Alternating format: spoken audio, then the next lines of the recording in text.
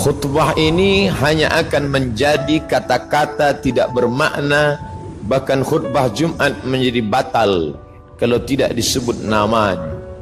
Kullu amrin dhibalin, semua amal yang baik, walam yubda bihamdillah, kalau tidak diawali dengan pujian kepada Allah, fahuwa aqta, maka amal itu putus, tidak bernilai. Maka khatib mengawali dengan namanya, alhamdulillahi rabbil alamin. Hidup ini pun tidak bermakna. Semua hidup, binatang pun hidup, pokok kayu pun hidup. Lalu apa bedanya dengan hidup manusia? Hidup manusia menjadi bermakna karena diawali dengan namanya, alhamdulillahilladzi ahyana ba'dama amatana wa ilaihil nusyur. Makanan hanyalah sebagai calon-calon sampah bakteri busuk. Ma'akalta fa'afnaita, yang kau makan akan membusuk, dan makanan itu akan menjadi bermakna, bernilai ibadah di hadapan Allah ketika namanya disebut.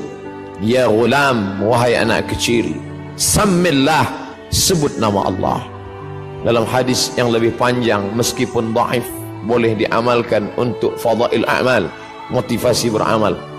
Allahumma barik lana fima razaqtana wa qina azabannar.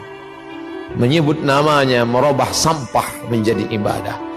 Menyebut namanya kata-kata tak bermakna menjadi ibadah.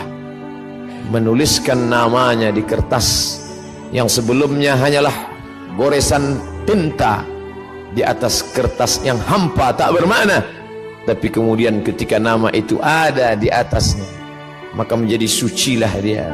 La yamassuhu illal mutahharun, tidak boleh disentuh kecuali oleh orang-orang yang suci, bersih daripada hadas, bersih sebagai najis. Innahu min Sulaiman wa innahu bismillahirrahmanirrahim. Hati yang cemas, hati yang gundah, hati yang sedih, tiba-tiba kesedihan, kecemasan, ketakutan menjadi hilang ketika disebut namanya. Ya Muhammad, ya Rasulullah. Andai orang kafir Quraisy itu menoleh ke bawah, tentulah mereka akan menangkap kita, tentulah mereka akan membunuh kita, karena kita sudah lari dari kejaran mereka. Idhuma fil ghari, ketika mereka berdua berada di dalam gua. Idh yaqulu li sahibihi, ketika dia berkata kepada sahabatnya yang sedang ketakutan, cemas, la tahzan, jangan takut, jangan cemas, jangan khawatir, innallaha ma'ana, Allah bersama kita. Ma dhannuka bithnaini, hai Abu Bakar As-Siddiq, kalau kau sangka kita berdua, fallahu thalithuhuma, ada Allah di antara kita. Wa huwa ma'akum aynama kuntum, dia selalu bersama dimanapun kamu berada. Ketika dunia terasa sempit, Allahumma qad daqat alayka, Allahumma qad daqat alayya, ya Allah, sudah terasa sempit dunia ini bagiku. Bima rahubat, padahal sebelumnya dunia ini lapang, tapi hari ini terasa sempit. Maka keluar dari mulut, ya Allah. Idza daqat alaika dunya faqul ya Allah. Kalau terasa sempit dunia, hembuskanlah nafas panjang, katakan ya Allah.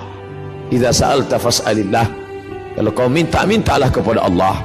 Wa idza sta'anta fasta'in billah, kalau memohon pertolongan, tiada tempat meminta, tiada tempat berharap kecuali Dia. Tempat yang najis, tempat yang kotor, tempatnya syaitan. Tapi ketika namanya disebut, tempat itu pun berubah menjadi bernilai ibadah. Allahumma inni a'udzubika minal khubuthi wal khaba'ith. Di tempat itu tidak boleh disebut namanya. Tulisan yang ada di cincin Muhammad Rasulullah tidak boleh dibawa ke dalamnya. Lalu hamba itu merasa dirinya berdosa, keluar dari tempat najis, kotor, berbau busuk itu. Dia langkahkan kaki kanan, lalu dia katakan, ghufranaka, ghufranak, ampunkan aku ya Allah, karena tadi aku lalai. Lidah yang kau ciptakan mesti menyebut engkau, tapi aku pakai menyebut yang lain. Tapi itu bukan juga karena kesalahanku, tapi karena memang tidak boleh menyebut nama engkau yang suci, di tempat yang kotor, maka dia katakan, ghufranaka, ampunkan aku ya Allah, karena lidahku lalai menyebut nama-Mu. Begitulah hidup orang beriman, tidak pernah kosong dari sesuatu apapun selain keluar dari mulutnya Masya Allah, la haula wa la quwata illa billah, subhanallah. Bahkan ketika dia akan berbuat esok hari, Nabi SAW ditegur, wala taqulanna li syai'in inni fa'ilun dzalika ghada, jangan kau katakan aku akan melakukan perbuatan itu besok pagi, illa ayyasha Allah, illa melainkan ayyasha Allah, Allah yang berkehendak. Dialah yang memberikan kudrat, Dia yang memberikan iradat. Kita tunduk dan patuh, bersimpuh berkata, la haula wala quwata illa billah. Tiada daya, tiada upaya kecuali dengan kekuatan, dengan tenaga, dengan apa yang Dia berikan.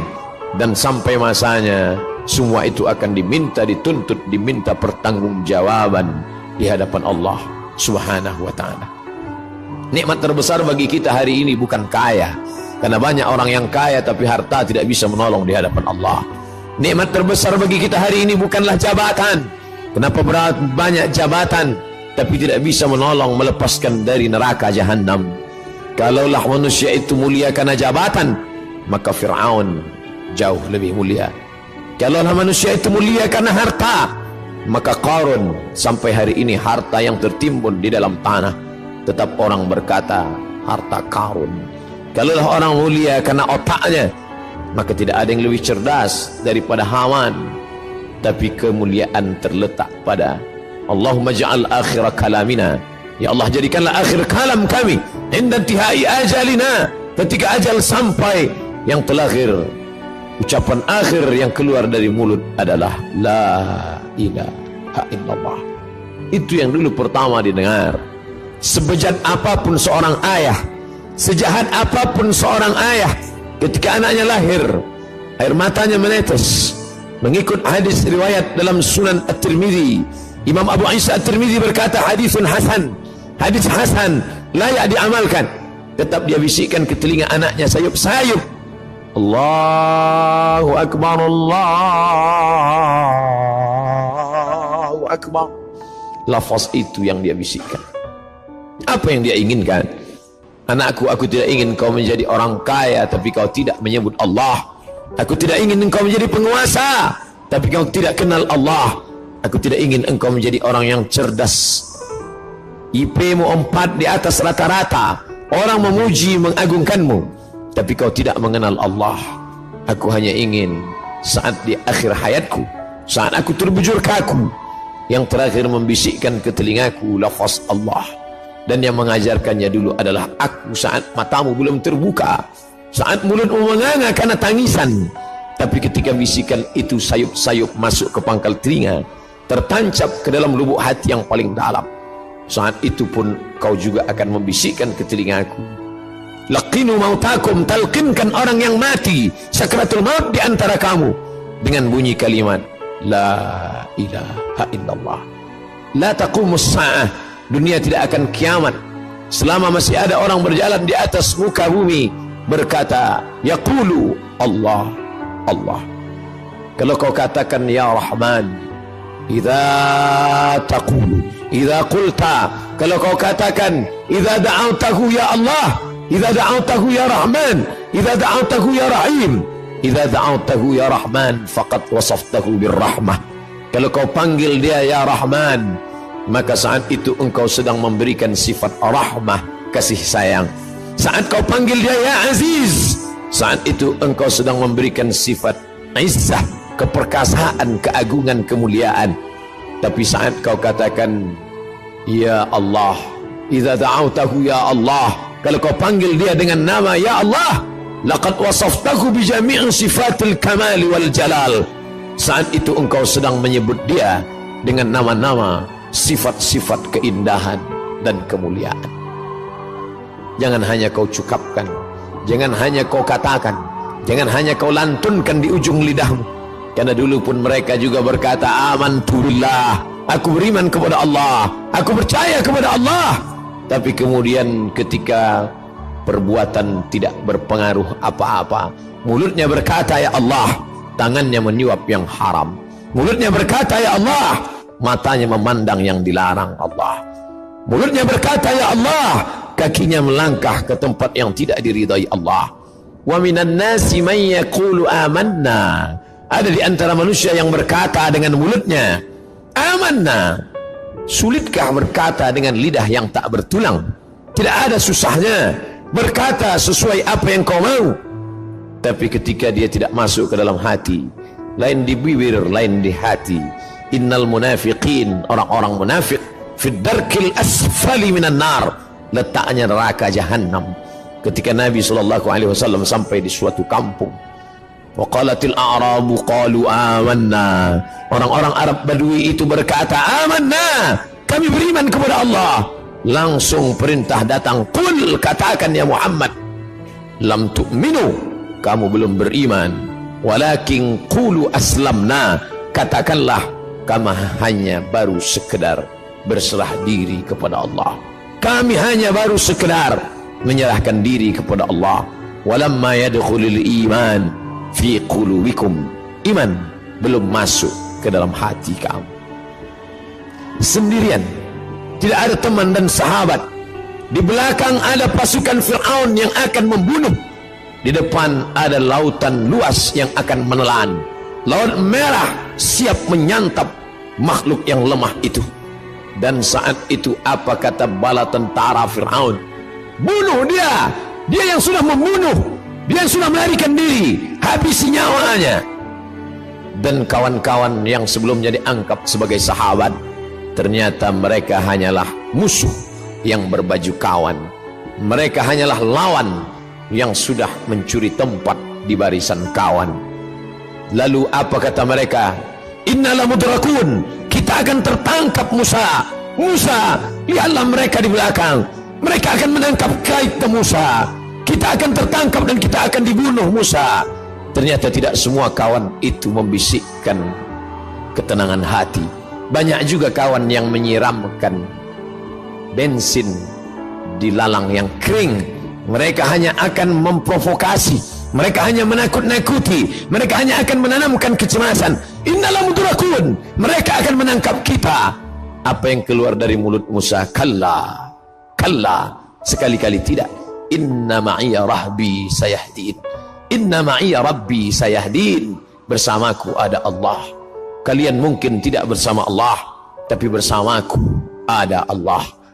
Merenung sejenak, keluarkah kalimat Allah dari mulut kita ketika kesusahan datang? Keluarkah kalimat Allah dari mulut kita ketika sumpah serapah datang? Atau dia hanya kata-kata yang bersemayam saat hati senang?